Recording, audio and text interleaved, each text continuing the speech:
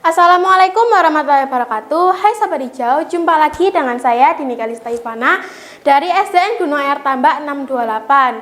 Saya adalah finalis Pangeran dan Putri Lingkungan Hidup tahun 2021. Nomor peserta saya 140.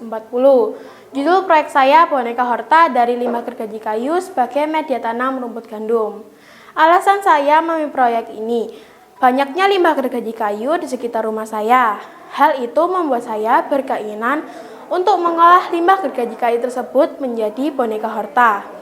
Alat dan bahan yang saya butuhkan untuk membuat boneka horta: limbah gergaji kayu, pupuk arang sekam, bibit rumput gandum, stoking, lem, gunting, kawat hias, dan aksesoris. Cara pembuatannya: mengikat ujung stoking, memasukkan bibit rumput gandum ke dalam stoking, memasukkan pupuk arang sekam, memasukkan limbah gergaji kayu, mengikat dan menggunting stoking. Langkah selanjutnya membuat bentuk anggota tubuh pada boneka horta. Langkah terakhir memberi aksesoris pada boneka horta. Sampai saat ini kurang lebih saya sudah membuat bentuk boneka horta hewan. Antara lain babi, ikan, harimau, dan masih banyak lagi yang lainnya.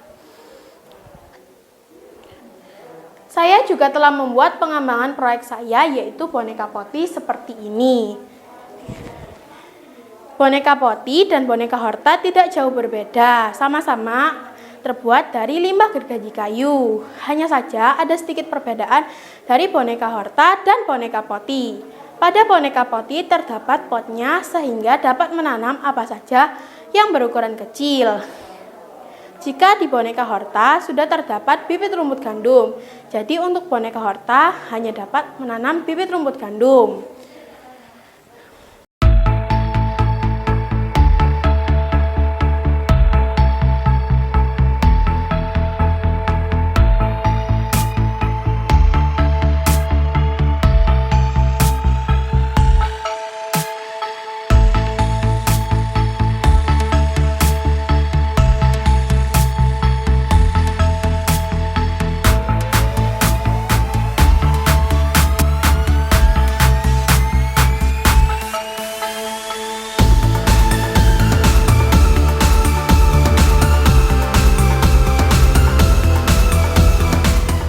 Pengembangan ke depan apabila sudah kami laporkan nanti hasil dari pilot project ini kepada Pak Rumdoni di pusat, nanti akan ditentukan oleh PLN pusat bagaimana kita mengembangkannya di seluruh Indonesia.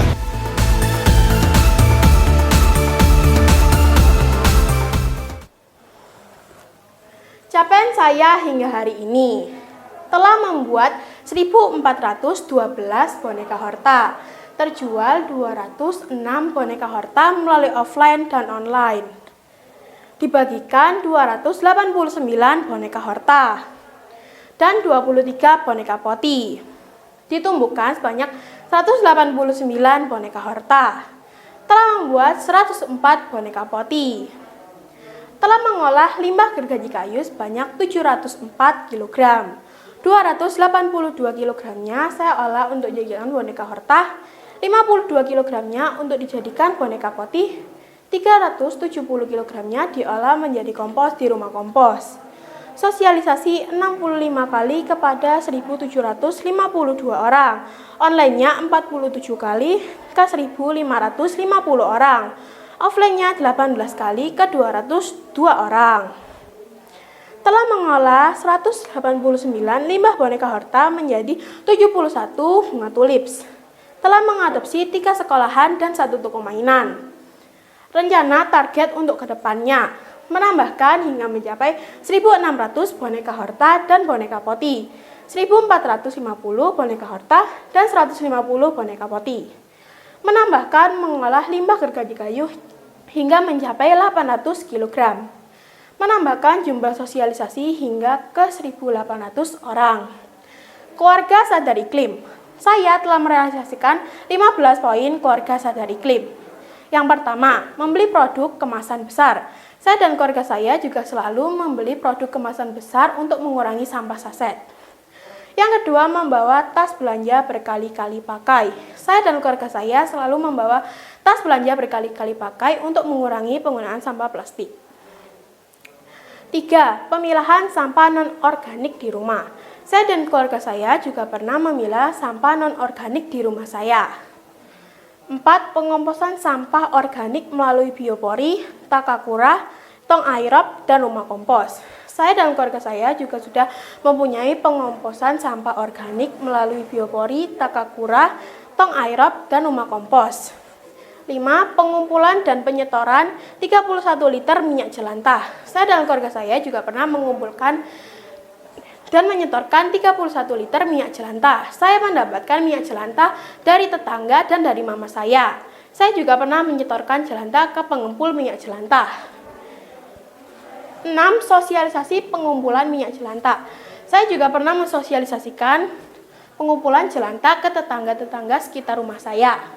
7. Pemanfaatan lahan di rumah dengan menanam 349 pohon pelindung atau dalam pot. Saya dan keluarga saya juga sudah memanfaatkan lahan kosong untuk dijadikan tanaman dan sudah menanam pohon pelindung atau pohon dalam pot sebanyak 349. 8. Ajakan zero waste keluarga di sekitar. Saya dan keluarga saya juga telah mengajak tetangga sekitar rumah saya untuk melakukan aksi zero waste di kehidupan sehari-hari. Contohnya adalah membagikan sedotan stainless yang bisa dipakai berkali-kali dan tas belanja berkali-kali pakai. 9. Mengikuti dan memprakarsai bersih-bersih sampah di sekitar. Saya dan keluarga saya juga rutin mengikuti aksi bersih-bersih pesisir Surabaya.